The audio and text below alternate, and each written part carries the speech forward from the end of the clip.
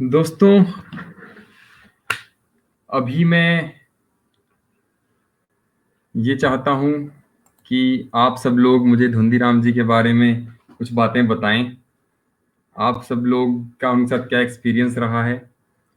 हम धुंधीराम जी का अभी वेट कर रहे हैं स्टूडियो में, तो मुझे कई सारे कमेंट आ रहे हैं, जैसे कि एक ये कमेंट है, "धन्यवाद, बहुत ही नेक इंसान हैं। हम चाहते हैं कि यह दिन दूनी और रात चौगुनी उन्नति करें और भविष्य हमारे समाज का मार्गदर्शन करें। जय जननायक, जय किरोड़ी लाल।" ओके। तो आपके विचार आप कमेंट में लिख सकते हैं। हम अभी धुंधीराम जी का वेट कर रहे हैं। आपके अगर कोई सवाल हैं उनके बारे में, तो वो भी कमेंट में लिख सकते हैं।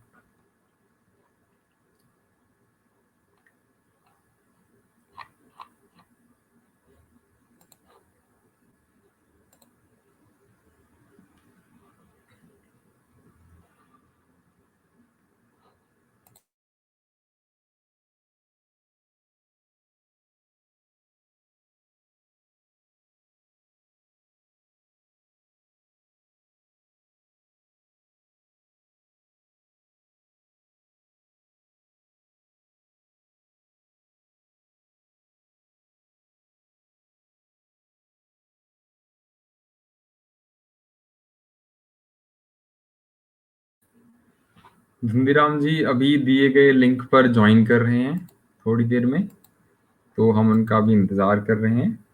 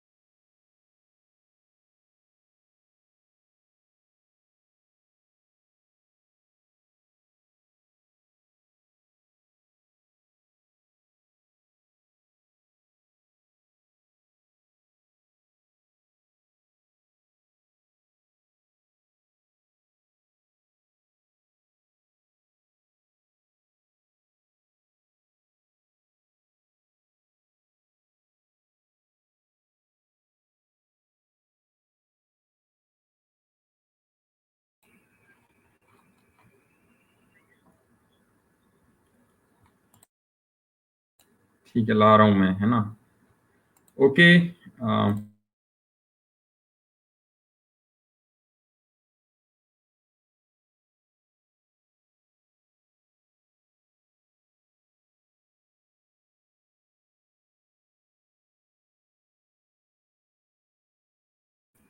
नमस्ते दोस्तों, मेरा नाम है चंचल।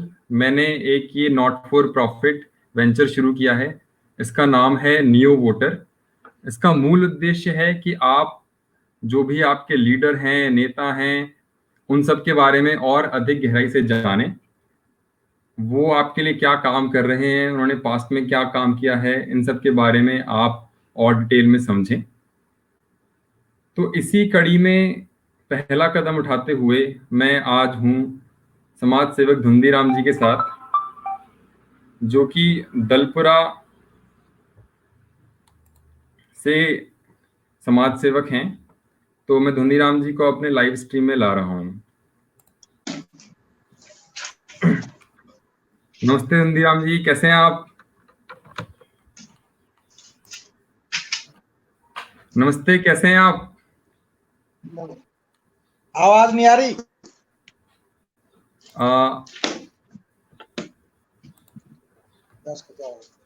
एक बार ईयरफोन लगा के देखें।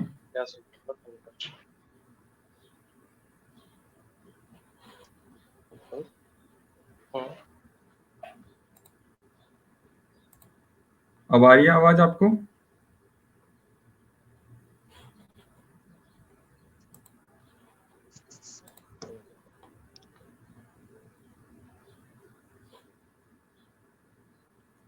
आई थिंक थोड़ी सी कुछ टेक्निकल इशू है, मैं उनको आने देता हूँ।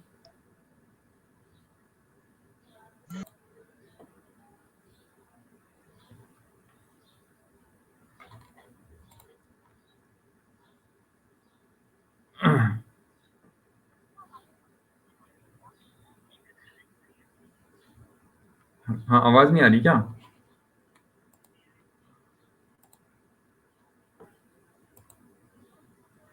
अच्छा, देखिए एक बार फिर से क्रोम में अलाउ माइक किया था शुरू में।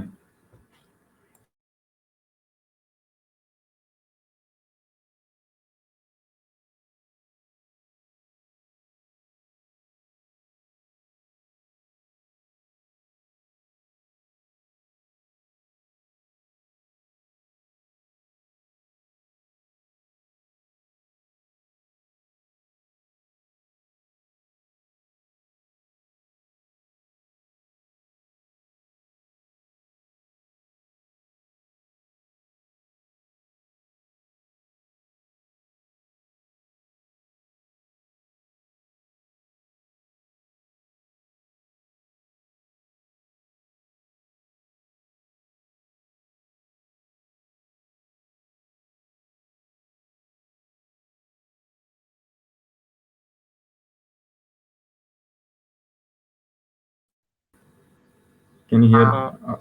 अब आ रही है मेरी आवाज? हाँ, आपकी आ रही है अब। तो वहां पे भी आ रही है ना उधर से, कि फोन से आ रही हाँ, है? उस पे भी आने लग गई अब तो फोन पे। ठीक है, तो बस शुरू करते हैं। स्क्रीन बढ़िया है सेशन। ठीक है करो ना। हाँ, आप दिख नहीं रहे उस पे अभी। अब आ गया मैं।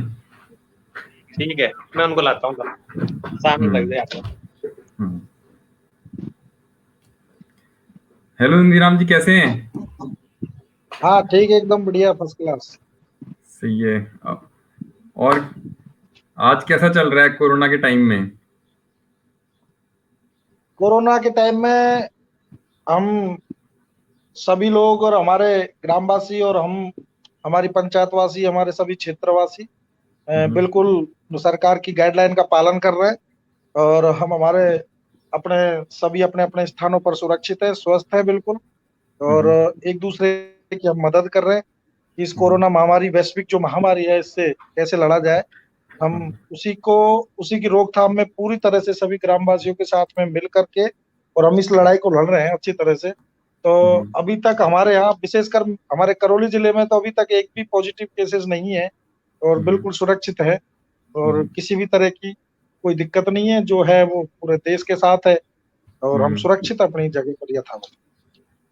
ये तो बहुत ही अच्छी बात है इंदिराम जी, आप लोगों की सेवा कर रहे हैं, लोगों को इस बुरे वक्त में उनका ध्यान रख रहे हैं, कोई तकलीफ ना हो। तो क्यों ना हम इंटरव्यू शुरू करें आपके ऑफिशियल परिचय के साथ। तो थोड़ा आप अपने बारे में थोड़ा बताइए, अपने गांव के बारे में, और आपकी शिक्षा इत्यादि क्या रही है, थोड़ा अपने जीवन के बारे में बताइए। देखिए, मेरा पूरा नाम धुंधीराम मीना है। नादोती तहसील के अंदर ग्राम पंचायत दलपुरा, मेरा दलपुरा पर ग्राम पंचायत हेडक्वार्टर है और ग्राम धड़ांगा मेरा गांव है। मैं एक किसान परिवार से पैदा हुआ हूँ।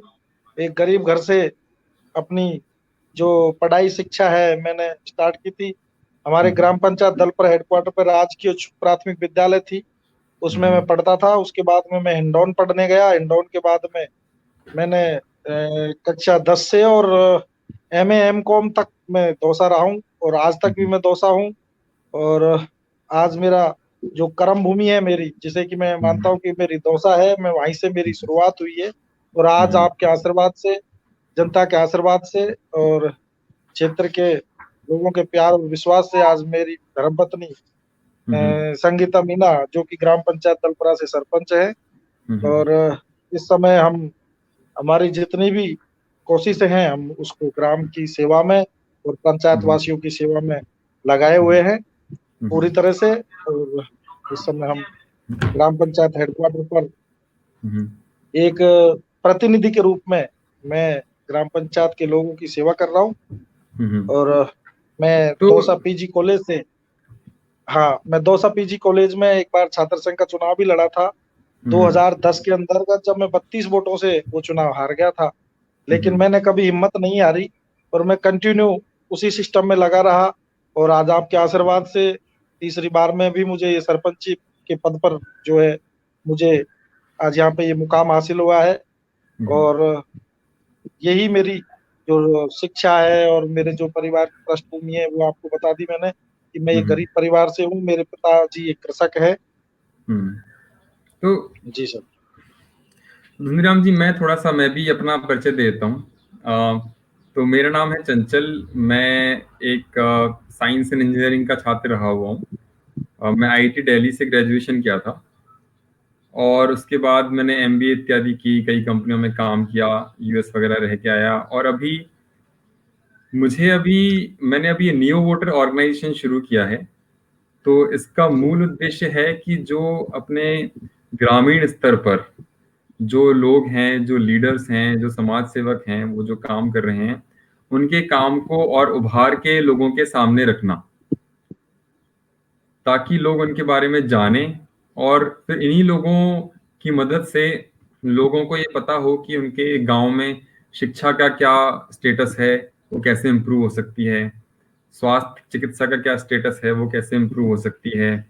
और अगर खेती इत्यादि में भी अगर कोई भी आधुनिक तकनीक हम यूज करना चाहें, जो कि कई सारे मेरे IIT के दोस्त हैं जिन्होंने टेक्नोलॉजिकल स्टार्टअप खोल रखे हैं, तो उनको लाके उनकी मदद के थ्रू, आपकी मदद के थ्रू हम लोग गांवों का जो चहुमुखी विकास है वो इस्टेब्लिश कर पाएं।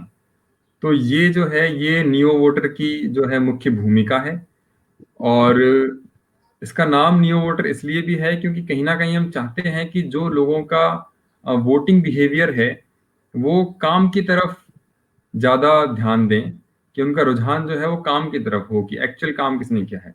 अब जिस तरह से आपने एकदम ग्राउंड लेवल से मेहनत कर करके, इतना काम कर करके लोगों का प्रेम हासिल किया है और लोगों को अपना प्रेम दिया है, उनकी मदद की है, तो इस तरह की चीजों को और उभारने का मौका मिले और इस तरह की चीजें और बढ़ें, ये नियो वोटर का मूल उद्देश्य है।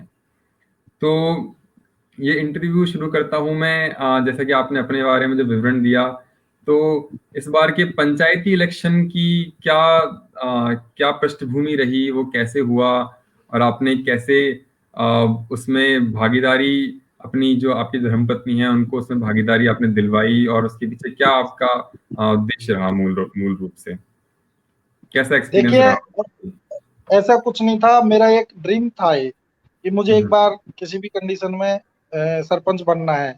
मैंने वो प्रयत्न लगातार जारी रखा। मैं सन 2009 से इस चीज के लिए प्रयासरत था। मैं 9 में भी चुनाव लड़ा, पिछला चुनाव 2014 में हुआ था, वो भी मैं चुनाव लड़ा था। 2 बार मैं चुनाव हार गया था। और अब की बार क्योंकि महिला सीट थी, इसलिए मुझे मेरी पत्नी को उसमें उतारना पड़ा। और जो मेरा जो चुनावी स्ट्रेटेजी थी कि मैं हर कंडीशन में मुझे चुनाव जीतना था, तो मैंने अपने स्तर पर और अपने कार्यकर्ताओं के साथ मिलके मेरे जितने भी कार्यकर्ता हैं, मैं सबसे पहले उनको धन्यवाद देना चाहूँगा, जिन्होंने इस कठिन परिस्थिति में मेरा साथ दिया और मुझे इस लायक समझा कि मुझे आज इस पद पर सुशोभित किया। इसके लिए मैं सभी मेरे कार्यकर्ताओं का और जिन जिन जनताओं ने मुझे वोट दिया, जिन लोगों ने, उन सभी वोटर्स का मैं दिल से धन्यवाद, और जिन्होंने नहीं दिया मुझे वोट, उनका भी मैं दिल से धन्यवाद करना चाहूँगा। क्योंकि वोट बैंक की राजनीति सिर्फ वोट के दिन तक लागू होती है, और मैं नहीं समझता कि आगे भविष्य में किसी भी तरह की कोई वो हो और मैं उस चीज़ को नहीं स्वीकार करूँ। आज मेरे लिए जितने भी वोटर्स हैं, जितने भी समस्त मेरी ग्राम पंचायत के मतदाता हैं, वो सभी मेरे हैं, मैं उनका हूँ, और उनके लिए मैं पूरी तरह से समर्पित होके आज ग्राम पंचायत की बागडोर सँभाले हुए हूँ, और मैं हर संभव, हर गरीब की, हर मध्यम वर्गीय परिवार की और हर बड़े आदमी की मैं मेरी तरफ से पूरा प्रयत्न जिस तरह से करता हूँ, मैं कर रहा हूँ, और जितना मेरे पे बन पड़ता है वो मैं कर रहा हूँ। आज हमारा देश जिस तरह से वैश्विक महामारी से गुज़र रहा है, मैं आपकी जानकारी में बता दूँ कि आज हमारे माननीय प्रधानमंत्री श्री नरेंद्र मोदी जी के द्वारा जो लॉकडाउन का किया गया है, तो उसमें सभी एमपीज़ का जो उनकी जो फंड होता है, उसको 2 साल के लिए स्थगित कर दिया था। उससे पहले ही मुझे 3 एमपीज़, जो एक तो मेरे राजनीतिक गुरु हैं, जिनको मैं आपको बता दूँ कि आपकी जानकारी में कि मैं आज अगर किसी को भगवान मानता हूँ, तो मैं डॉक्टर किरोड़ी लाल जी को मानता हूँ। और उन्हीं के आशीर्वाद से आज मैं इस राजनीति में ही नहीं, आज मैं जो भी कुछ हूँ उनके आशीर्वाद से हूँ, और मरते दम तक मैं उनका हूँ, उनका था और उनका रहूँगा। उनके आशीर्वाद से मैं इस पद पर पहुँचा हूँ। जनता का आशीर्वाद बिल्कुल सर्वोपरि है, लेकिन उनका जो उँगली पकड़ के जो मुझे चलना सिखाया है, जो मेरे राजनीतिक गुरु परम सम्माननीय, परम आदरणीय डॉक्टर साहब हैं, जो राज्यसभा से सांसद भी हैं, तो उन्हीं के आदेशानुसार और उनके प्रयासों से, और उनके जो साथी सांसद हैं, उनके मुझे काफ़ी पैसे भी मिल गए थे, लेकिन अब किसी कारण सारे काम भी हो गए, वित्तीय स्वीकृति भी निकल गई थी। लेकिन हमारे देश के प्रधानमंत्री जी ने वो जो फंड था वो स्थगित कर दिया, तो हमें उनका भी आदेश सिरोधार्य है। हम फिर भी कोशिश करेंगे कि हमारी पंचायत को एक हम आदर्श ग्राम पंचायत स्थापित करें, और पूरे पूर्वी राजस्थान में हमारी ग्राम पंचायत का नाम हो। और अभी आपने बताया था कि आपकी जो टीम है, अगर मैं सबसे पहले तो आपको ही न्योता देना चाहूँगा कि आप जिस तरह से भी जो विकास का जो सोर्स है, आपके माध्यम से आप बता रहे हो कि हमारे आईटी होल्डर्स हैं, और भी लोग हैं, तो सबसे पहले मैं आपको भी आमंत्रित करूँ कि मेरी पंचायत में सर्वप्रथम आपका स्वागत है। आप आइए, आपके साथ में हम मिल कर के हमारे लोगों को, हमारे ग्रामीणों को, हमारे किसानों को समझाएँगे, और ज़्यादा से ज़्यादा हम जो कोशिश करेंगे कि आपके माध्यम से हमारी ग्राम पंचायत का विकास हो। मेरी ग्राम पंचायत ही नहीं, पूरे टोडाभीम विधानसभा क्षेत्र में जितनी भी पंचायतें आती है, मैं आपकी जानकारी में बता दूं कि 74 पंचायत इस समय है हमारे, और 33 पंचायतें हैं जो मेरी ग्राम पंचायत दल इसमें, सॉरी, 30 पंचायतें हैं जो पंचायत समिति नादोती के अंतर्गत आती है।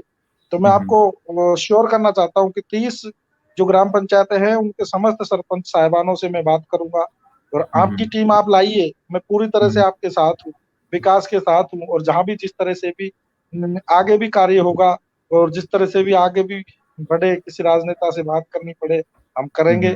दिल्ली से, जयपुर से, करौली से, जहाँ से भी हमें बन पड़ेगा, आपके माध्यम से हम विकास का वादा करेंगे, विकास करेंगे, सभी लोगों को साथ लेके चलेंगे। तो आपने आज ही मेरा जो इंटरव्यू लेने की कोशिश की, आप 4-5 दिन से कंटिन्यू मेरे संपर्क में थे, लेकिन मुझे समय नहीं मिल पाया। आज आपने आपका कीमती समय मेरे लिए निकाला, तो उसके लिए सबसे पहले मैं आपको, आपकी समस्त टीम को मेरी ओर से, ग्राम पंचायत दलपुरा की ओर से, विधानसभा क्षेत्र टोडाभीम की ओर से बहुत-बहुत धन्यवाद देना चाहूँगा कि आपने जो ये पहल की है, मेरे हिसाब से बहुत ही एक सराहनीय पहल। Thank you sir. तो सर देखो मेरा तो अब यही काम है कि मैं लोगों से बातचीत करूं, और जो अच्छे लोग हैं उनके विचार और अधिक लोगों तक पहुंचाऊं, और जो काम करने वाले लोग हैं स्पेशली उनको प्रमोट करूं, उनकी सहायता लूं, ताकि ग्रामीण परिवेश में जो है हमारे गांव जो है अमेरिका और यूरोप से भी बेहतर हो जाएं कहीं ना कहीं। सो बिल्कुल।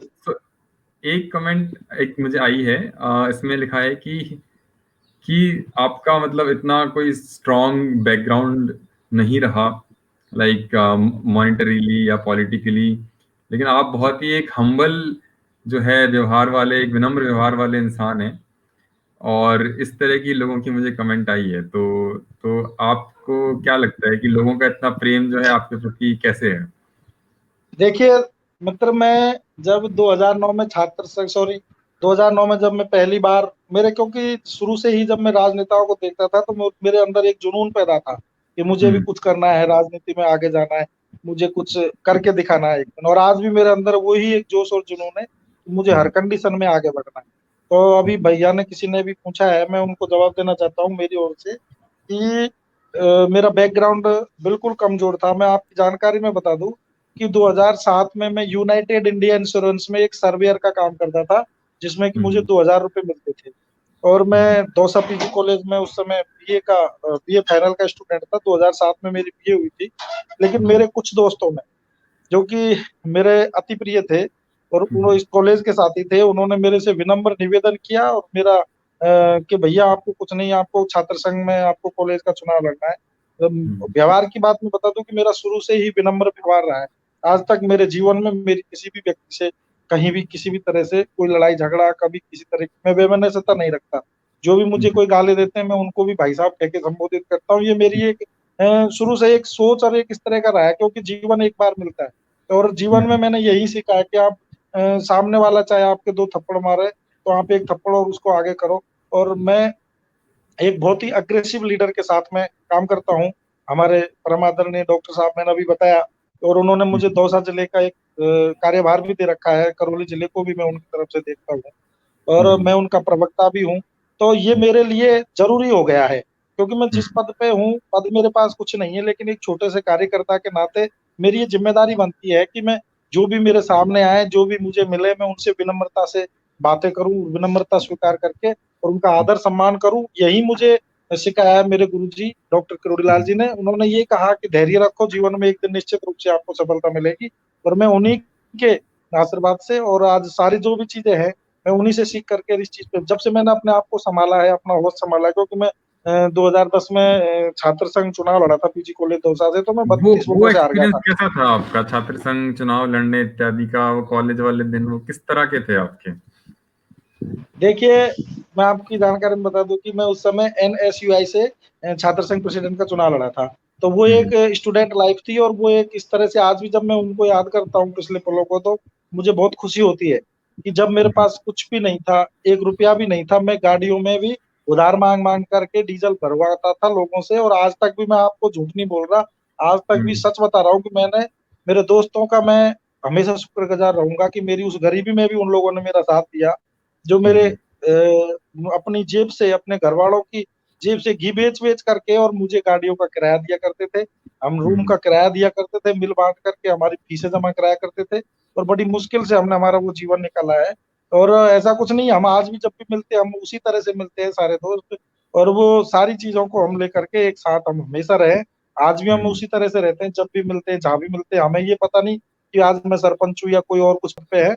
हमारे लिए सब मायने, हम एक सब दोस्त हैं, हम एक सब ऐसे प्लेटफ़ॉर्म पर एक पृष्ठभूमि में हैं, हमने कभी नहीं सोचा कि कब कौन क्या है, कहाँ किस पद पे पहुँच गया। हमारे उस चीज़ से कोई फ़र्क नहीं पड़ता, क्योंकि एक इंसानियत के नाते मेरा परम कर्तव्य है कि अपने दोस्तों के साथ उसी तरह से शेयर, जब भी हम मिलते हैं तो हम सारी बातों को भूल करके और हमारे वही कॉलेज के दिनों में वापस चले जाते हैं और हमेशा हम अपनी बातों में ही उलझे रहते हैं। हमको दुनियादारी से, दुनिया की उल्टी-सीधी बातों में करने से हमने कभी नहीं सोचा इस चीज़ को। और हम आज भी वही उल्टी-सीधी बातों में लगे रहते हैं हमारे कॉलेज लाइफ। बाकी दौसा एक पूर्वी राजस्थान का राजनीति का केंद्र है। मेरा सौभाग्य है कि आज मैं वहाँ पे काम करता हूँ और अब मेरा सौभाग्य है कि मैं मेरे होम ग्राउंड, जहाँ पे मेरी जन्मभूमि है, वहाँ पे मेरी जनता ने मुझे आशीर्वाद दिया है, मुझे सरपंच पद पर सुशोभित किया है। उसके लिए मेरे समस्त ग्राम पंचायत दलपरा के सभी वोटर्स को एक बार तो फिर से मेरी ओर से। हाँ, तो कॉलेज में आप क्या कुछ, आपकी रुचियां क्या क्या थी? खेलने की, गीत देखो, मेरे इत्यादि की शुरू से कैसे? मैं निश्चित रूप से आपको बता रहा हूँ कि मैं निश्चित रूप से एक बहुत बढ़िया ऑफिसर होता। और मैं मेरा 2011 में दौसा से टॉपर में, पटवारी टॉपर रहा था मैं, और मेरा सिलेक्शन हो गया था। लेकिन ये राजनीतिक शौक और सोच की बदौलत, क्योंकि मेरे छात्र संघ में कॉलेज में छोटी-मोटी लड़ाई हो गई थी, तो मुकदमों की वजह से मैंने वो जॉइन नहीं की।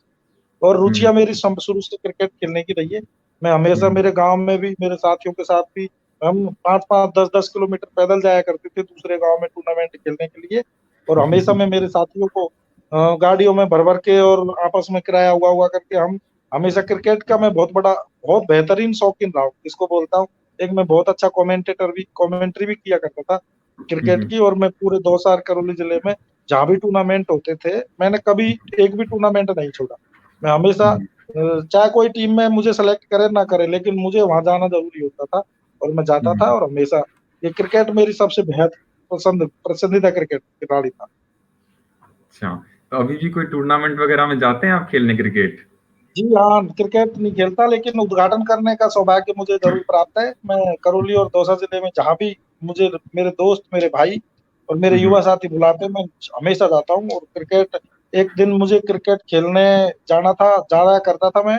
उस समय मेरे पास एंट्री फीस भी नहीं हुआ करती थी हमारी टीम के पास। लेकिन आज ये मेरा परम सौभाग्य है कि मैं चीफ गेस्ट के तौर पर और क्रिकेटों में उद्घाटन करने जाता हूँ।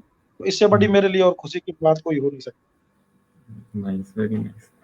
तो तो आपकी क्रिकेट में रुचि है, आप छात्र अपने स्टूडेंट इलेक्शन अपनी कॉलेज लाइफ में आपने पार्टिसिपेट किया, और आप अपने कॉलेजों के मित्रों से अभी भी मिलना जुलना बहुत एंजॉय करते हैं। और अभी जी जो आप समाज सेवक के तौर पे आप काम करते हैं, वो आपकी जीवन साथी भी जो है वो अब सरपंच हैं। तो अभी हाल फिलहाल में आपने क्या क्या मुख्य कार्य करवाए हैं, किन किन कार्यों में योगदान दिया है? देखिए, अभी समय क्योंकि अभी चुनाव हुए, अभी 3 महीने हुए हैं। और हाँ, अभी क्योंकि पंचायत समिति के चुनाव होने आप बाकी हैं। हाँ, आप इसे खोल लीजिए आराम से, आप लाइट लाइट की तरफ फेस कर हाँ, सकते हैं। वो हाँ, लाइट अभी चली गई थी। तो हाँ। अभी हमारे, क्योंकि 3 महीने का समय हुआ है चुनाव हुए, तो अभी हम्म, ज्यादा कुछ नहीं करा पाए हम। लेकिन हम्म, निश्चित रूप से बहुत बेहतर कराएंगे। हम्म, अभी छोटे मोटे काम हैं जो चल रहे हैं हमारी पंचायत में, नरेगा के भी कार्य चल रहे हैं। जो हम्म, कि इस समय सरकार के आदेश है कि हम्म, जो बेचारे मजदूर हैं उनको सहायता मिले। तो हमारे हम्म, नरेगा के कार्य भी चल रहे हैं। जिसके अलावा हमने हमारे जो आईटी केंद्र है उसको भी well hmm, up to date किया है।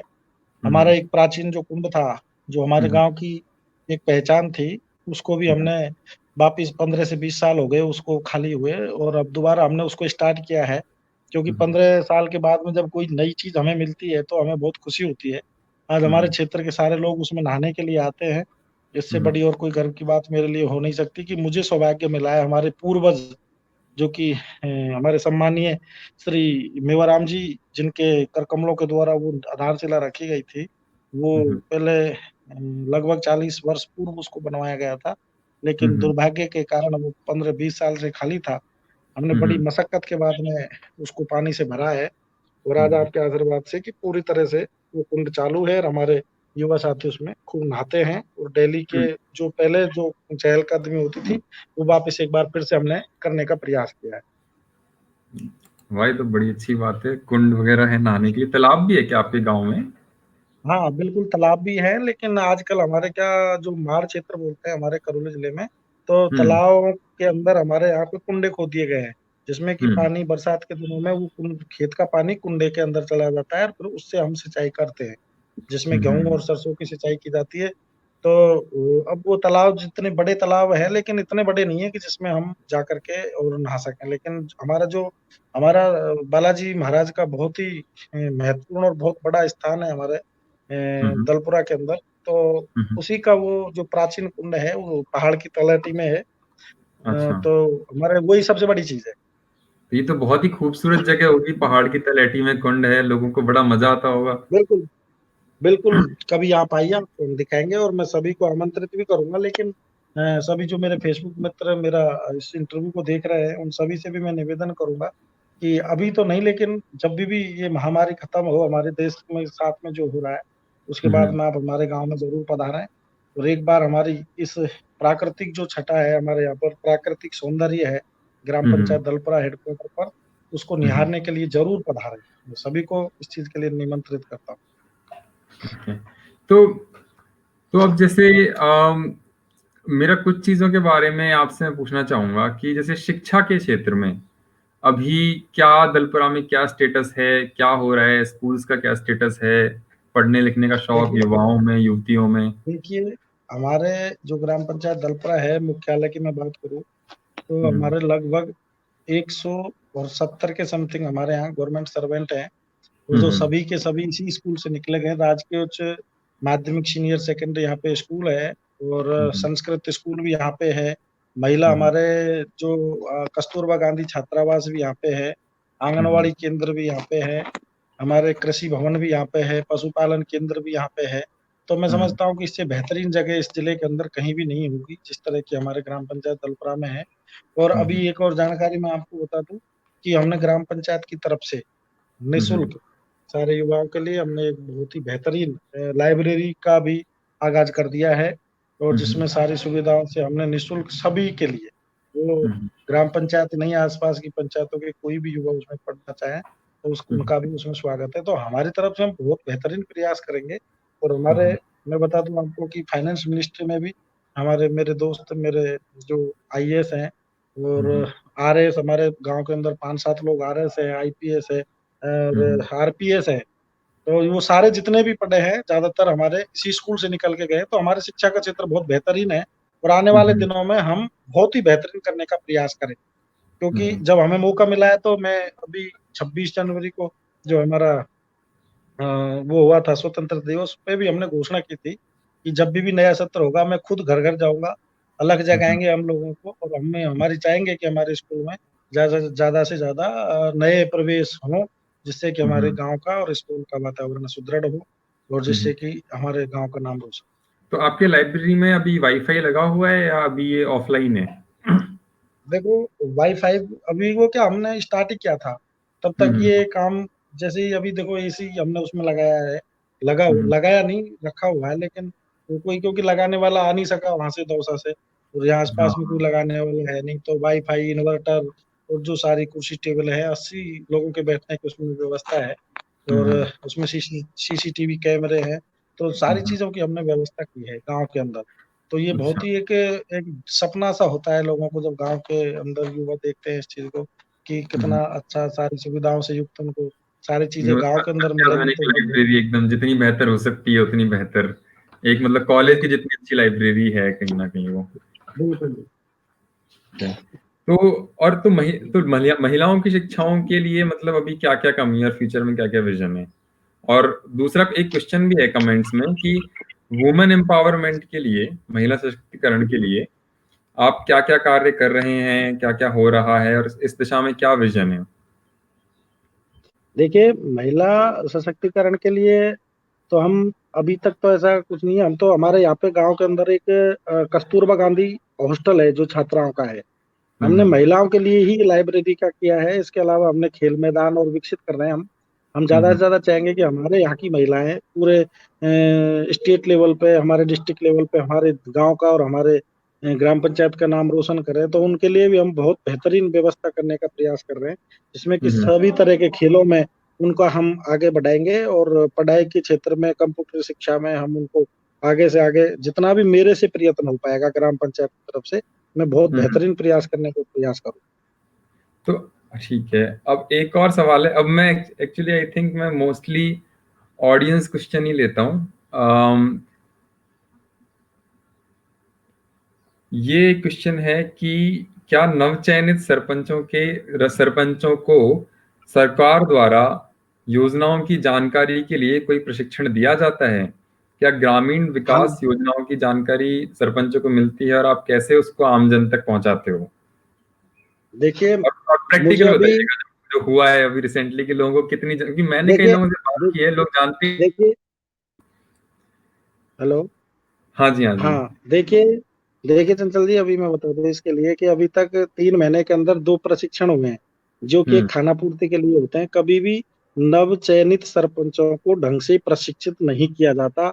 अपने खुद के स्तर से आपको सीखना पड़ेगा, क्योंकि पंचायती राज एक ऐसा वो है कि आप इस प्लेटफॉर्म पे आपको, अभी मैंने देखा है, अभी हमारे 3 महीने के अंदर 2 प्रशिक्षण हुए थे 3-3 दिन के। तो उसमें कोई सरपंच भी बाध्य नहीं था कि वहां पे आना जरूरी हो। अपने सचिव जो सेक्रेटरी होते हैं उनके माध्यम से ही सारी खाना पूर्तियां हो जाती हैं। ना तो कोई सीखने की, ना तो किसी के अंदर लालसा है और ना कोई सीखना चाहता और ना वो सिखाना चाहते, क्योंकि उन्होंने भी एक किसी एनजीओ को उसका टेंडर दे रखा है। वो खुद नहीं जानते, वो अपन को क्या सिखाएंगे? जो एक जो सेकेंडरी लेवल का आपको क्या सिखाएगा? आप खुद ही समझ सकते हो इसको। जो सेकेंडरी लेवल के कर्मचारी होते हैं वो आपको सिखाने के लिए आएंगे, जो कि एक पंचायत का प्रतिनिधित्व करता है या पूरे पंचायत समिति के लोगों को वो कैसे कहेगा? तो इसलिए अभी तक मेरे हिसाब से मुझे तो कोई मिला नहीं इस तरह का कि कोई प्रशिक्षण या इस तरह की कोई चीजें हमें मिली हो। तो अभी मंत्री कौन है पंचायती राज का? किसका? सचिन पायलट है ना पंचायत अच्छा, राज सचिन का। हाँ, पायलट जो जी। डिप्टी सीएम है हमारे राजस्थान में, सचिन पायलट। हम्म, हम्म। तो आपको लगता है कि योजनाओं की जो सूचना है और जो क्रियान्वयन है उसका देखिए थोड़ा मैं बता सिस्टम दूं बेटर आपको, हो? बिल्कुल योजनाओं की जो क्रियान्विति है उनके लिए मैं तो मेरी बात करता हूँ। मैंने यहाँ पे हम्म, एक एक्सपर्ट कंप्यूटर ऑपरेटर लगा रखा है जो ई हम्म, मित्र चलाता है। सारी समस्त सूचनाओं की जिम्मेदारी मैंने उनको, हमारे सेक्रेटरी साहब को, हमारे सहायक सेक्रेटरी साहब को, सभी को दे रखी है कि मेरी ग्राम पंचायत हेडक्वार्टर से कोई भी व्यक्ति बिना जानकारी के जो भी जानकारी उनको चाहिए वो आप बताएं। उसके अलावा जो भी हम कर सकते हैं बेहतर, हमको जितनी जानकारी है, जितनी भी योजनाएं आती है सरकार की तरफ से, उन सारी हम्म, योजनाओं को हम अपने स्तर से बेहतर करें। तो आप उन योजनाओं का लाभ सीधा जो कि पंचायत राज की वेबसाइट है उन पे आपको सारी योजनाएं मिल जाती हैं। वो आपके हम्म, ऊपर डिपेंड करता है कि आप आपकी योजनाओं को लोगों तक पहुंचाना है या नहीं पहुंचाना, वो आपके ऊपर हम्म, है। तो ऐसा कुछ नहीं है, योजना के लिए आपको बेहतर मेरी जो मैं बता देता हूँ आपको, आपको हम्म, जितने भी ऑनलाइन होती है A to Z, हम्म, चाहे कुछ कर सकते हो आप किसी भी तरह की ऑनलाइन जो सिस्टम है अपने। और मेरी ग्राम पंचायत के अंदर हमने SBI का BC भी ले रखा है, लेकिन हम्म, अभी ये लॉकडाउन की वजह से हमारा अभी वेरिफिकेशन नहीं हो पाया था। वरना हम्म, मेरी ग्राम पंचायत का कोई भी व्यक्ति यहाँ से बिना कोई कारण से कहीं भी नादोती या कुडाचंद्र जो हमारे नजदीकी कस्बे पड़ते हैं वहां पे जाने हम्म। की जरूरत नहीं है, क्योंकि सारी सुविधाएं मैंने मेरे ग्राम पंचायत हेडक्वार्टर पे लोगों के लिए कर दी है। उसमें मैं अच्छा। आपको बता दूं कि 10,000 रुपए तक हम यहाँ से ले सकते हैं, यहीं पे दे सकते हैं। और उसके हम्म, अलावा SBI का खाता हम यहाँ खोल सकते हैं। उसके हम्म, अलावा जॉब कार्ड सरकारी यहाँ बना सकते हैं। राशन कार्ड में नाम हटवाने का, कटवाने का नया राशन कार्ड हम यहाँ बना सकते हैं। जितने भी हम्म, सरकारी नौकरी से संबंधित ऑनलाइन है हम यहाँ ले सकते हैं। मैंने मेरी ग्राम पंचायत के ऊपर हमारे यहाँ पे पटवारी बैठता है, हमारे यहाँ हम्म, पे पशुपालन का डॉक्टर बैठा दिया, जो पहले नहीं बैठते थे। हमने सबको पाबंद कर दिया है SDO हम्म, साहब से और कलेक्टर साहब से मिलकर कि किसी भी कंडीशन में हमारे समस्त कर्मचारी यहाँ बैठने चाहिए। और हम्म, अभी हमको जो वो मिला है, हमको जो भी मिला है पिछले 3 महीने से मेरे यहाँ पे कंटिन्यू हम्म, समस्त कर्मचारी बैठते हैं और लोगों हम्म, की समस्याओं का निवारण हम मौके पे करते हैं। किसी का हम्म, खाद्य सुरक्षा में नाम नहीं है तो हम उनको भी जोड़ेंगे और जोड़ रहे हैं। और किसी कारणवश जो नाम कट गए हैं उनको भी हम जोड़ने का दोबारा प्रयास करेंगे। तो हमने हम्म, प्रयास यही किया है कि जब किसी भी, अभी देख मैं बता दूं आपको इस समय कि लगभग 500 से ऊपर लोगों का जो कोविड-19 का जो सरकार ने पैसा भेजा है, हम्म, जो 2,500 रुपए भेजा है, 2500 रुपए, 1,000 की एक किस्त और 1,500 रुपए की एक किस्त, लगभग 900 से 985 शायद लोगों को हमारी ग्राम पंचायत में मिल चुका है। और हम्म, अंत्योदय और हमारे यहाँ पे बराबर से राशन, अंत्योदय का जो भी सरकारी सुविधा है, मैं बेहतर तरीके से इसका मॉनिटरिंग मैं खुद कर रहा हूँ। और मैं देखता हम्म, हूँ कि हमारी सारी चीजें इस समय प्रॉपर रूप से लोगों के पास पहुंच रही वेरी नाइस। ये तो बहुत ही अच्छी बात है, आपको काफी डिटेल में जानकारी भी है चीजों की, आपका विजन भी काफी अच्छा है योजनाओं के क्रियान्वयन के बारे में।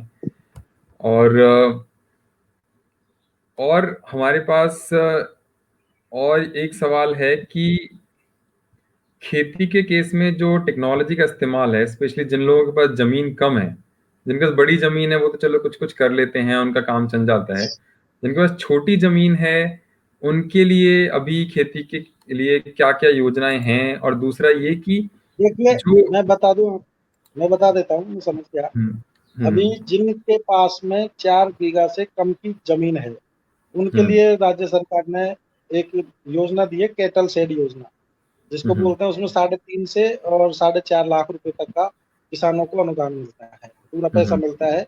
उसमें हम्म, आप, आपके यहाँ पे जो टीन शेड होता है आप वो लगा सकते हो, अपने खेत को समतलीकरण करा सकते हो, उसके चारों तरफ मेड़बंदी कर सकते हो, उसमें पौधरोपण कर सकते हो। लेकिन हम्म, सच्चाई ये है कि किसान को वो चीज करनी पड़ेगी आपको निश्चित हम्म, रूप से 3.5 से 4 लाख रुपए का। और मैं इस चीज का आवेदन भी करवा रहा हूँ। मैंने लगभग 200 किसानों की एक सूची तैयार की है जो मेरी ग्राम पंचायत में है, और मैं जल्दी हम्म, ही इसका लाभ इन लोगों को दिलवाऊंगा। तो हम्म, बहुत अच्छी योजना है, और भी कई सारी योजना है। अभी तक मैं जितना मैं जान पाया हूँ, चार हम्म, पांच योजना ऐसी है, मैं बता रहा हूँ अभी आपको। कैटल शेड जो योजना है वो बहुत हम्म, बेहतरीन योजना है, उसका लाभ सभी किसानों को लेना चाहिए। और उससे भी और जो भी अच्छी चीजें होंगी मैं निश्चित रूप से और तलाशूंगा वो सारी चीजों को और मैं लोगों तक वो पहुंचाने का प्रयास करूंगा, क्योंकि अभी प्रधान और पंचायत समिति सदस्यों के चुनाव होने बाकी है। उससे पहले अभी, क्योंकि जहाँ पे चुनाव नहीं हुए वहाँ पे बीडीओ को और अपने ग्राम विकास अधिकारी जो सेक्रेटरी होता है उनको प्रशासक नियुक्त कर रखा है। इसलिए एक बार समस्त राजस्थान के अंदर चुनाव हो, उसके बाद में विकास की जो गति का पहिया है वो अनवरत आगे बढ़ेगा और निश्चित रूप से हम और ज्यादा से ज्यादा सीखने की कोशिश करेंगे और लोगों तक हम वो सारी चीजें पहुंचाएंगे। अभी तक जो मेरे पास योजना पहुंची है मैं बता रहा हूँ आपको कि 200 लोगों की मैं सूची बना चुका हूँ। तो ज्यादा से ज्यादा कल से हम उनका ऑनलाइन फॉर्म भरना चालू करेंगे। अच्छा, 200 लोगों का। और ये इनाम पोर्टल पे भी आप एक्टिव हो क्या? इनाम पोर्टल इत्यादि पे भी लोगों को ला रहे हो क्या फसल बेचने के लिए? तो सरकार का जी ई हाँ, इनाम बिल्कुल पोर्टल। बिल्कुल बिल्कुल बिल्कुल, उसमें भी हमने रजिस्ट्रेशन कराया है और हाँ, उसमें भी जो लोग वहाँ पे बेचना चाहते हैं वो अपना रजिस्ट्रेशन करा रहे हैं और वो वहाँ जा करके बेच, बिल्कुल सही। तो उसमें सारी फसल बिक जाती है या उसमें कोई लाइक एक थोड़ा नहीं, अमाउंट ही देखिए बिकता अभी है? हमारे यहाँ पे सारी फसल के लिए है वो, लेकिन अभी हमारे यहाँ पे क्योंकि सबसे ज्यादा पैदावार सरसों की होती है तो लोग हम्म ज्यादा से ज्यादा सरसों का ही उसमें उत्पादन कर रहे हैं, बेचने का हम्म वो कर रहे हैं। सरसों और सॉरी गेहूँ, दोनों चीजों का, क्योंकि पहले चना बहुत हुआ करता था लेकिन आज की तारीख में चना नहीं है, तो वो रजिस्ट्रेशन भी उसका हो रहा है तो ज्यादा हम्म, से ज्यादा लोग उसको भी करा रहे हाँ। अब एक ये बहुत ही इंटरेस्टिंग क्वेश्चन आया है कि जिनके पास बिल्कुल भी खेती नहीं है उनके लिए मतलब क्या सरकार के पास उपाय है, क्या उनके लिए योजना है, आप उनके लिए क्या प्रयास कर रहे हैं? हैं। देखिए, जिनके पास बिल्कुल भी नहीं है, ये सही बात है, उनके लिए जो सरकार ने नरेगा के अंदर वो लगा रखा है उनको उसमें जोड़ा जा रहा है। उसके हम्म अलावा भी और अभी तक इस तरह की कोई वो नहीं है, लेकिन ज्यादातर यही है कि भाई ग्राम पंचायत के माध्यम से उनको नरेगा के कार्य मिले। और हम्म सबसे पहली और प्राथमिक जो उनकी डिमांड है वो यही है कि जिनके पास जमीन नहीं है बिल्कुल भी, उनको सबसे पहले ग्राम पंचायत की तरफ से नरेगा में कार्य दिया जाए और हम्म 100% उनको ज्यादा से ज्यादा जितनी भी योजना है वो सारी योजनाओं का लाभ उन्हें दिया जाए। बाकी जिनके हम्म पास बिल्कुल जमीन नहीं है वो उनका नरेगा में, क्योंकि सब बहुत कार्य होते हैं नरेगा के अंदर, कच्चे और हम्म पक्के कार्य, तो उनमें सर्वप्रथम जो पंचायत राज का और पंचायत का है कि हम्म उन्हीं लोगों को हम उसमें प्राथमिकता से लेते हैं जिनके पास जमीन है। अभी जमीन मैं नहीं है। मेरी पंचायत में हमने सब सर्वप्रथम जो नरेगा का कार्य स्टार्ट किया है उसमें हमने हम्म उन्हीं ही लोगों को कार्य दिया दिया है जिन लोगों के हम्म पास जमीन नहीं है। हम्म और इसके अलावा मैं आपको सच भी बता रहा हूँ, क्योंकि अभी तक इस चीज में मैं नया हूँ बिल्कुल, और मैं 2 से 3 महीने चुनाव है, 3 महीने हो गए, 3 महीने में हम्म मैं खुद भी ये चीज को चाहता हूँ कि जिनके पास जमीन नहीं है उनको ज्यादा से ज्यादा सरकार की सुविधाएं मिले, लेकिन क्या क्या मिले वो सारी मेरी जानकारी में नहीं है। और भी जो सुविधाएं होंगी मैं निश्चित रूप से प्रयत्न प्रयत्न करूंगा कि उनको ज्यादा से ज्यादा, क्योंकि मैं इस चीज का पक्षधर हूँ। और हम्म जैसे लोग बेचारे जिनके पास जमीन नहीं है, रोजी रोटी का कोई जरिया नहीं है, उन्हें ज्यादा से हम्म ज्यादा काम मिलना चाहिए। हम्म, सही है। तो इसी इसी इसी चीज के आगे बढ़ते हुए एक और कमेंट है, वो ये है कि जो कोऑपरेटिव सेक्टर है, जो सहभागिता सहकारिता वाला सेक्टर है, वो हमारे जो पूरे माड़ एरिया में और इसके नियर बाई एरियाज में वो एकदम ही अनुपस्थित है कि देखिए वो कोऑपरेटिव अनुपस्थित है। सहभागिता बिजनेस होता ही मैं नहीं है। आपको उस चीज के लिए भी बता देता हूँ, मेरे यहाँ भी अनुपस्थित है, सही कह रहे हैं भैया। तो हम्म हमारे यहाँ पे इस चीज के लिए मैं आपको बताऊं कि हमारे यहाँ पे सहकारी समिति का कार्यालय भी है, अध्यक्ष भी है, सचिव भी है, लेकिन आज तक ना किसी ने उनको देखा है, ना कभी हम्म कोई मिला है। वो सिर्फ कागजी कार्रवाई करते हैं और अपने हम्म स्तर पर करते हैं। वो सबसे बड़ी जिम्मेदारी हम लोगों की है, क्योंकि हम उनको चुन तो देते हैं लेकिन हमने आज तक उनसे कभी प्रयास नहीं किया मिलने का, ना तो ना उनसे कोई लाभ लेने का। जबकि आप हम्म सबको पता है सरकार जब भी कोई ऋण माफी की या इस तरह की कोई घोषणा करती है तो सबसे पहले सहकारी समितियों के ऋणों को माफ किया जाता है। तो हम्म मैं अभी इसके लिए भी मैंने हमारे जो सहकारी समिति के सेक्रेटरीज है, उनके अध्यक्ष है, उनको हमने पाबंद किया है बिल्कुल। और निश्चित रूप से हम अतिशीघ्र मैं तो मेरी पंचायत में उनको लागू करवाने का पूरा प्रयत्न करूंगा। हमारे यहाँ पे जितनी भी सहकारी समिति के लोग हैं उनसे हमारे लोगों को मिलना चाहिए, उनसे बात करनी चाहिए। जब तक हम उन लोगों को अपनी तरफ से प्रेशराइज नहीं करेंगे तब तक वो लोग हमारी सुनने वाले नहीं है, क्योंकि उनको ऊपर ज्यादा पब्लिक का वो कोई फोकस तो होता नहीं, उनको उनका टारगेट पूरा करना होता है, तो वो अपने लोगों का ही इसमें इन्वॉल्वमेंट लेकर के और अपना कार्य करके खत्म कर देते हैं और अपने हिसाब से वो काम करते हैं। तो इसलिए इसमें लोगों की भागीदारी बहुत जरूरी है, जागृत होना बहुत जरूरी तो इसमें जैसे आप पारदर्शिता कैसे ला पाएंगे? जैसे मैंने आपका भी इंटरव्यू किया, मैं चाहूंगा कि इसी तरह से मैं एक स्टोरी करूं इस पर्टिकुलर मुद्दे पे कि जो सहकारी समिति है वो अपना काम नहीं कर रही है, लोगों की भागीदारी कम है, तो इस बारे में मतलब कैसे इसको आगे अप्रोच किया जाए? आप अप्रोच देखिए करें आप या इसके हमारे लिए सहयोग से करें? सहकारी तो, देखिए मैं बता दूं आपको, इसके लिए आपको राज्य सरकार के मुखिया से मिलना पड़ेगा अपन को। तो सभी हम्म, को, अकेले अकेले एक सरपंच के बस की बात नहीं है। मैं कह रहा हूँ, मैं आपसे वादा करता हूँ, मेरी हम्म, ग्राम पंचायत की सहकारी समिति को मैं इसी सत्र से लागू करूंगा और लोगों को हम्म, लाभ दिलाऊंगा। ये मेरी हम्म, जिम्मेदारी बनती है। और हर ग्राम पंचायत के जनप्रतिनिधि की जिम्मेदारी बनती है। और हम्म, आप सब लोगों के माध्यम से हम उनको आगे ले जाएंगे और निश्चित रूप से हम लोगों को फायदा दिलाएंगे। क्योंकि वो कब चुनाव हो जाते हैं, कब वो क्या हो गया, उसमें क्या सचिव वगैरह जो उसके अध्यक्ष बने हुए हैं, वो मैंने बोल दिया आपको पहले ही कि वो कागजी खाना पूर्ति करके और अपना काम चलाते हैं। किसी भी हम्म, व्यक्ति से, किसी भी किसान से उनका कोई लेना देना नहीं होता। ना समय हम्म, पे वो खाद देते हैं, ना समय पे लोगों को पैसा देते हैं, ना कोई मतलब उनका। तो मैं वो चीज मैं कह रहा हूँ खुद आपसे कि मैं उसको अतिशीघ्र मेरे यहाँ पे तो चालू कराऊंगा। बाकी हम्म, ज्यादातर जगह की कोई बात होगी और अभी चुनाव होने वाला बाकी है पंचायत स्तर के, पंचायत हम्म, समिति स्तर के, उनमें हम इस चीज को उठाएंगे। ये मेरी प्राथमिकता में है जो आपने हम्म, अभी सहकारी समिति का किया है। तो हम निश्चित रूप से हम उनको भी जब तक मैंने बोला आपको प्रेशराइज नहीं करेंगे तब तक वो काम नहीं कर सकते। क्योंकि हम्म, वो बिल्कुल ही एक ऐसी संस्था है जिसके प्रतिनिधि चुन तो लिए जाते हैं, लेकिन काम करने के नाम पर वो ठेंगा दिखा जाता है। और उसकी कमजोरी हम लोग हैं, वो लोग नहीं है। क्योंकि हम लोगों ने कभी कोशिश ही नहीं की उनसे मिलने की। तो मैं चाहता हम्म, हूँ कि हमारे लोग जो भी जहाँ भी सहकारी समिति है उनकी जांच करवाएं, उनकी शिकायत करें, उनके लिए प्रेशराइज करवाएं।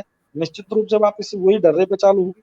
ऐसा कुछ नहीं है, बहुत सी जगह पर डेली कंटिन्यूटी खुलती है, कंटिन्यूटी लोग मिलते हैं, सारी सुविधाएं मिलती है वहां से। लेकिन हमें इसलिए हम्म, नहीं मिल पाती क्योंकि हम भी जागृत नहीं है। तो वो क्यों होंगे?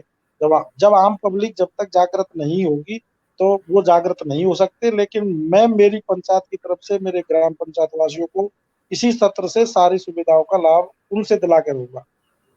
तो ये बहुत ही एक अच्छा इनिशिएटिव है। अगर ये होता है तो आप मुझे बताइएगा आपने क्या क्या किया, और मैं फिर से आऊंगा आपकी स्टोरी कवर करने कि आपने जो वादा किया था इस पे कैसे सक्सेसफुली आपने डिलीवर किया है। तो जिस दिन ये हो जाए सहकारी वाला काम या इसमें प्रोग्रेस हो, उस दिन आप मुझे फिर से याद कीजिएगा, है ना? बिल्कुल। और इसमें एक और सुझाव आया है, जिन्होंने क्वेश्चन पूछा है, धनराज गुनावत, उनका ही इसमें एक और सुझाव आया है कि गांव में डेयरी के डेवलपमेंट का कोई स्कोप है क्या? और दूसरी चीज कि जब बैंक के फाइनेंस आसानी से अवेलेबल हैं कि नहीं है वहां पे, क्योंकि अगर ये डेयरी वाला जो काम हो जाता है तो जो जो महिला सशक्तिकरण है, देखिए सशक्तिकरण सबसे बड़ा होता है कि भाई आमदनी कौन कमा रहा है। जनरली जो आमदनी कमाता है वही जो सबसे ज्यादा सशक्त होता है। तो उसमें बहुत सारा योगदान मिलेगा अगर आप डेयरी दे, इत्यादि को ला पाए। अब थोड़ा सा मुझे कनेक्शन में, हाँ। देखिए महिला सशक्तिकरण के लिए पहले भी क्वेश्चन किया था आपने और अभी मैं आपको बता देता हूँ कि सबसे हम्म, पहले तो महिला सशक्तिकरण के स्वयं सहायता समूहों का आप गठन करें। उसके हम्म, बाद में जो आप बताइएगा सर, ये डेयरी वगैरह का, जो भी डेयरी वगैरह के लिए आप खादी ग्रामोद्योग आपको लोन देता है और हम्म, ग्राम पंचायत उसका अनुपत्ति प्रमाण पत्र देता है। उसके हम्म, अलावा आपको जो भी डेयरी जहाँ पे भी विकसित करनी है, आप संबंधित क्षेत्र की जो बड़ी डेयरी लगी हुई है आप हम्म, उनसे मिल करके, और वहाँ पे आप ब्लॉक स्तर पे, अपने ग्राम स्तर पे आप डेयरियों का चयन करके, और आपको जहाँ पे दूध की ज्यादा उपलब्धता होती है वहाँ पे हम्म, महिलाओं से जाके मिले आप। निश्चित रूप से आपकी डेयरी से, ये बिल्कुल सही क्वेश्चन है इनका कि आपको महिलाओं को अभी भी बढ़ावा मिलेगा और गाँव में लोगों को भी निजी रोजगार मिलेगा, जिससे बहुत फायदा होने वाला है। क्योंकि खादी ग्रामोद्योग डेयरी के नाम पे, टेंट के नाम पे दुनिया भर के लोन देता है। और वो हम्म, संबंधित बैंक से आप संपर्क करें, क्योंकि आजकल आपको भी पता है लगभग नजदीकी ही आपको बैंकों का भी वो मिल जाएगा। लेकिन मैं सभी ग्राम पंचायत के सरपंचों से भी ये निवेदन करूंगा कि आप अपने अपने ग्राम पंचायत हेडक्वार्टर पे एक बीसी हम्म, लें, जो कि हम्म। एसबीआई की ले, चाहे बड़ौदा बैंक की ले, चाहे पीएनबी की ले। लेकिन जिससे कि आम लोगों को, क्योंकि गांव में इतनी ही जरूरत होती है 10 से 20 हजार रुपए की, तो वो आप दे सकते हो, ले सकते हो, खाता खोल सकते हो। तो डेयरी बूथों का भी आप वहां से संचालन कर सकते हो। तो आप इनिशिएटिव लेंगे इस बारे में दलपुरा, इस एरिया में डेयरी के मामले में महिला देखो सशक्तिकरण के मेरे यहाँ पे एक छोटी सी डेयरी खुली हुई है पहले से ही। मेरे लिए? पारिवारिक है, मेरे चाचा जी हैं, उन्होंने ये हम्म, खोल रखा है। जो सिकंदरा दूध सप्लाई होता है हमारे यहाँ से, जो कि हम्म, सिकंदरा की दूरी यहाँ से लगभग 30 से 35 किलोमीटर है। लेकिन हम्म, हम वो, क्योंकि वहां से गाड़ी आती है, यहाँ से प्रत्येक गांव से वो ले जाती है। तो मेरी पंचायत में 3 डेयरी बूथ है, तो वहाँ से वो भर के दूध को ले जाते हैं, सिकंदरा बेचते हैं और यहाँ से सभी जो गाँव के लोग हैं वो दूध को ले जा करके वहाँ पे जाके देते हैं। वहाँ से उनका फैट वगैरह जो भी उनका सिस्टम होता है वो निकाल-निकूल करके और वो वहाँ पे देते हैं। सिकंदरा से उनका पेमेंट ऑनलाइन होता है, सीधे उनके खाते में। ठीक है। तो अब मैं आपसे एक थोड़ा डिफरेंट सवाल पूछना चाहूंगा कि जैसे हम सब की कुछ ना कुछ राजनीतिक आकांक्षाएं होती हैं और अपने प्रदेश की तरफ कहीं ना कहीं एक विजन भी होता है और कहीं ना कहीं दोनों को हम साथ में लेके चलना चाहते हैं कि हम राजनीतिक तौर पे भी हम आगे बढ़ें और दूसरी दूसरी ओर जो हमारा मूल कार्य है, जो एक जनता के प्रतिनिधि का काम होता है कि जनता के हित की सोचना, वो दोनों चीजों में कई बार विरोधाभास हो जाता है, कॉन्फ्लिक्ट हो जाता है कि एक तरफ अगर आप अपने राजनीतिक उन्नति की तरफ देखें और दूसरी तरफ आप लोगों की भलाई की तरफ देखें तो कई बार आपको समझौता करना पड़ता है।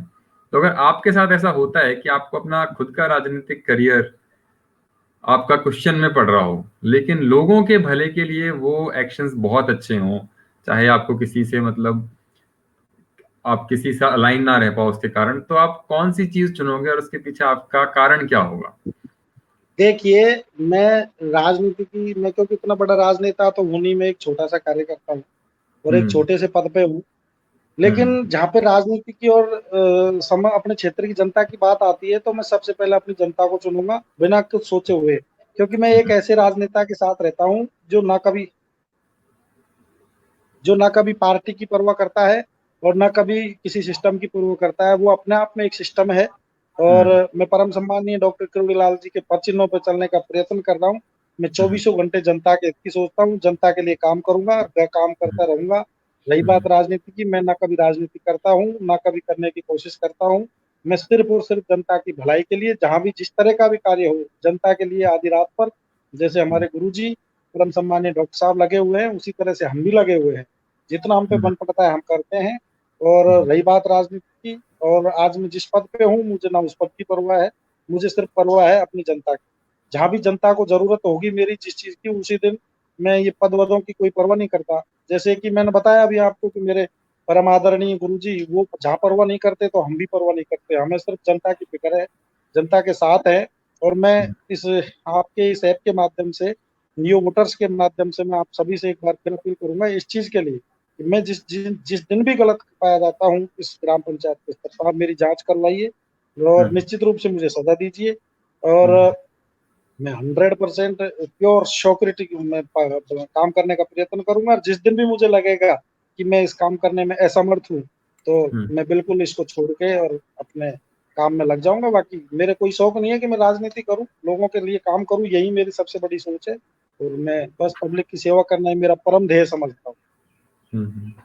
ये तो लोग बहुत ही खुश हुए हैं ये जवाब सुनकर। तो लोगों की बहुत बधाइयाँ और लोग कह रहे हैं कि युवाओं के लिए कोई मैसेज है क्या? सरपंच साहब को नमस्कार देखो और बहुत सारे देखो आपकी चंचल जी, चीज़ें आ रही हैं। चंचल जी मैं बता दूँ, युवा मेरी जान है, युवा मेरे भाई हैं, चाहे वो कहीं का भी हो। विशेषकर मैं बता दूँ कि पूर्वी राजस्थान के जहाँ से भी लोग मेरे से जुड़े हैं, मैं इतना बड़ा लीडर नहीं हूँ, लेकिन कहीं न कहीं कुछ न कुछ जो भी भैया मुझे जानते हैं, उन सभी को मेरी तरफ से यही संदेश है, क्योंकि जीवन एक बार मिलता है, उसको आप हँसी-खुशी जिए और आपसी भेदभाव छोड़ कर के जिएँ और आपसी लड़ाई-झगड़े से दूर रहें, प्यार-प्रेम से रहें, शांति से रहें और वर्तमान स्थिति को देखते हुए भारत सरकार और राज्य सरकार की गाइडलाइनों का पालन करें। और मैं बता दूँ, क्योंकि युवा हमारे जननायक डॉक्टर किरोड़ीलाल के दिल की धड़कन है, तो आप आपके बाबा के आदेशों का पालन करें और अपने आप को सेफ रखें, घर में रहें, सुरक्षित रहें।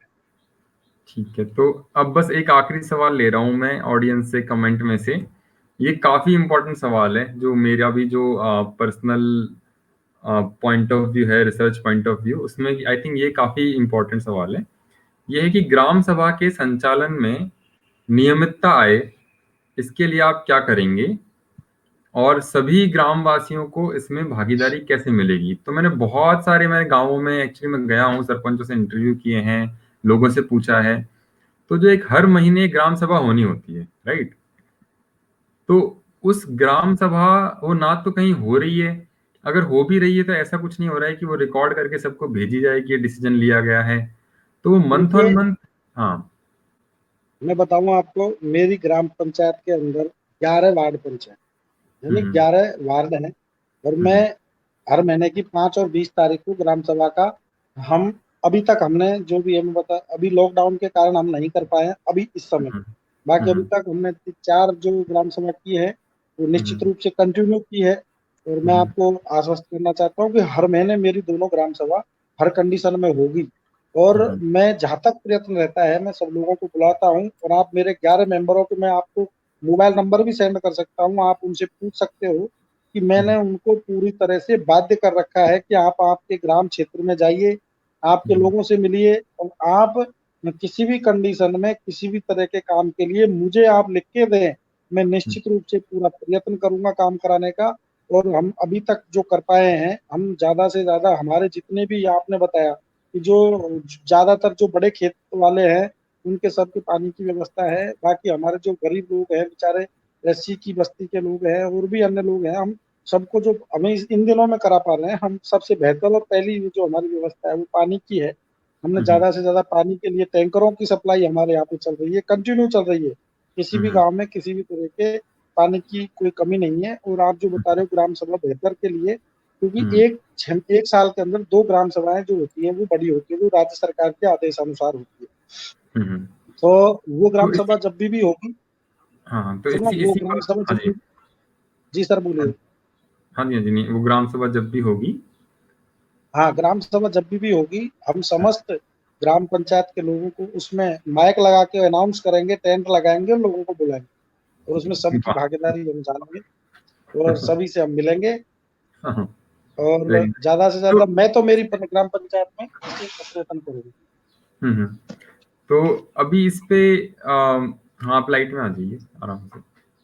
तो अभी इस पे एक इसी पे कैरी ऑन में क्वेश्चन आया है कि जो माड़ क्षेत्र है उसमें पानी की जो कमी है वो एक बहुत ही बड़ा सवाल है। तो इसके अंदर जो रिटायर्ड ऑफिसर हैं उनको लेकर एक्शन प्लान आपको प्रिपेयर करना चाहिए, क्योंकि माड़ क्षेत्र में आई थिंक जमीन बिल्कुल। काफी उपजाऊ है और पानी की बहुत ज्यादा कमी है। देखिए, हमारे यहाँ पे चंबल का पानी हमारे माड़ क्षेत्र में आ चुका है, और हम जल्दी से जल्दी, मैंने बोला आपको पहले ही, जब भी हमारे पंचायत समिति के चुनाव होंगे, हमारे प्रधान जी बैठेंगे, हमारे हम्म पंचायत समिति सदस्य, डायरेक्टर, जिला परिषद सदस्य जब बैठेंगे, हम इस हम्म चीज के लिए निश्चित रूप से प्रयत्न करेंगे।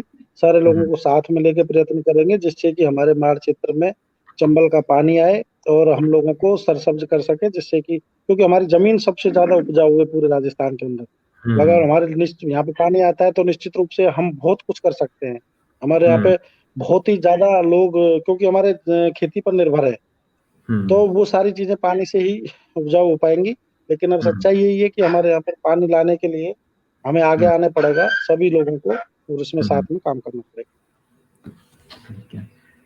तो 7,000 लोग इस वीडियो पर अभी तक जुड़ चुके हैं जिन्होंने आपकी बातें सुनी हैं। हमने सभी चीज़ों के बारे में बात की, आपका जो पर्सनल आपकी जो जर्नी रही है, आपकी जो जीवन का सफर रहा है, आपकी कॉलेज, वहाँ के इलेक्शंस, अभी यहाँ पर, और साथ ही हमने बात की आपका जो सामाजिक जीवन रहा है जिसमें आपने लोगों की मदद के लिए पुरजोर कार्य किया है। उसके बाद हमने बात की कुछ ग्राउंड लेवल पे एक्शंस की, कि आपने जो लाइब्रेरी बनवाई है, इनिशिएटिव लिए हैं, ग्राम सभा आप रेगुलरली करवाते हैं, और कुंडा आपने बनवाया है ताकि लोगों के नहाने इत्यादि में लोगों को बहुत ही आनंद का अनुभव हो, अपने गांव पे गौरव महसूस हो। तो अपने गांव को आप कहीं ना कहीं शहरों से भी बहुत अच्छा आधा तो बना चुके हैं और बाकी और बनाने की ओर कार्यरत हैं। तो धुंधीराम जी, इट वाज वेरी नाइस, बहुत ही अच्छा लगा आपसे बात करके हमें। और हमें काफी एक उम्मीद दिख रही है कि चीजें जो हैं वो और बेहतर से बेहतर होती जाएंगी सारे क्षेत्र में। आपका अगर कोई सुझाव है न्यू वोटर के लिए, मेरे लिए कोई फीडबैक है, तो वो आप कृपया मुझे दें। देखिए, मेरा न्यू वोटर्स के लिए सबसे पहले तो ये धन्यवाद कि आप लोगों ने मुझे इस चीज के लिए चुना, और आप लोगों का बहुत बहुत धन्यवाद। और मैं किसी भी तरह से आप कोई भी जिस तरह की भी आप योजनाएं हमें देना चाहते हैं, हमारे अगर पूरे, मैं समझता हूँ पूरे माड़ क्षेत्र में या पूरे राजस्थान में कहीं से भी आप स्टार्ट करें, तो सबसे हम्म, पहले मैं आपसे निवेदन करता हूँ कि मेरी ग्राम पंचायत को आप इसके लिए चुनें। और हम्म, न्यू वोटर्स के लिए मैं आपसे ये भी कहूंगा कि आप मेरे जिस तरह से आप इंटरव्यू ले रहे हो, आप सभी हम्म, सरपंच साहबानों का इंटरव्यू लें। आप ग्राम हम्म, पंचायत वाइज लें, आप तहसील वाइज लें, आप जहाँ भी मेरी जिस तरह से भी आपको जरूरत पड़ेगी, मैं हम्म, हमेशा आप लोगों के साथ हूँ। आपके साथ हमेशा चौबीसों घंटे आप किसी भी तरह से कभी भी मुझे याद कर सकते हैं। मैं हमेशा न्यू वोटर्स के आपको, विशेषकर भाई चंचल को मैं बहुत बहुत बधाई देना चाहूंगा कि आपने पता नहीं किस तरह से कहाँ से मेरे नंबर लेकर के किसी तरह से, क्योंकि मेरे अमर सिंह जी गुरु जी के माध्यम से आप मेरे तक पहुंचे हो। और हम्म, आपको और अमर सिंह जी को, और मैं एक बार फिर से मेरे समस्त मतदाताओं को, मेरे कार्यकर्ताओं को मेरी ओर से बहुत बहुत शुभकामनाएं देना चाहूंगा कि आज आपने मुझे इस लायक बनाया कि मैं आज आपके बीच में यहाँ पे इंटरव्यू देने के लिए, यहाँ पे आपने मुझे शामिल किया। और धन्यवाद देना चाहूंगा उस महापुरुष को जिसकी वजह से आज मैं यहाँ पे हूँ, परम सम्मानीय डॉक्टर किरोड़ी लाल जी मीणा। उनका बार बार हृदय से धन्यवाद। ठीक है। तो आप बाकी सरपंचों को और लोगों को बोलिए कि वो नियो वोटर पे चौपाल विद चंचल, इसका नाम, शो का नाम रखा है मैंने, चौपाल विद चंचल। तो इसको लोग देखें और जो भी सरपंच है वो इस पे आके अपने विचार प्रस्तुत करें। तो एक बिल्कुल। बार आप बोल मैं दीजिए अपने जरूर मैं अपने जरूर से श्रीमान। जरूर जरूर से जरूर करौली और दौसा जिले के समस्त सरपंच साहबानों से इस चीज के लिए मैं बात करूंगा, क्योंकि दौसा मेरा कार्य क्षेत्र है, मेरी कर्म भूमि रही है, और करौली जिला मेरा जन्म भूमि रहा है। तो मैं दोनों जिलों से जुड़ा हुआ हूँ। इसलिए मैं जहां तक भी बन पड़ेगा, जिस तरह से भी बन पड़ेगा, मैं सभी से बात करूंगा इस चीज के लिए। आप हमसे जुड़े रहें, हमारे युवा साथियों से आप जुड़े रहें, और कंटिन्यू अपना ये प्यार और व्यवहार और ये सम्मान हमेशा बना रहे। मैं यही आपसे दुआ करते हुए आपको, आपकी सफलता के लिए आपसे भगवान से कामना करूंगा कि आपकी जो ये आप जो कार्य कर रहे हो ये हमेशा आगे बढ़ता रहे, दिन दोगुनी और रात चौगुनी आप तरक्की करें, यही मेरी आपसे और युवा साथियों से अपील। Okay, thank you audience, thank you Dhuniram ji for joining Chaupal with Chanchal. आगे की थैंक यू अपडेट सर, के बहुत लिए और बहुत सरकारी स्कीमों की जानकारी के लिए आप नियो वोटर के पेज को फॉलो करें।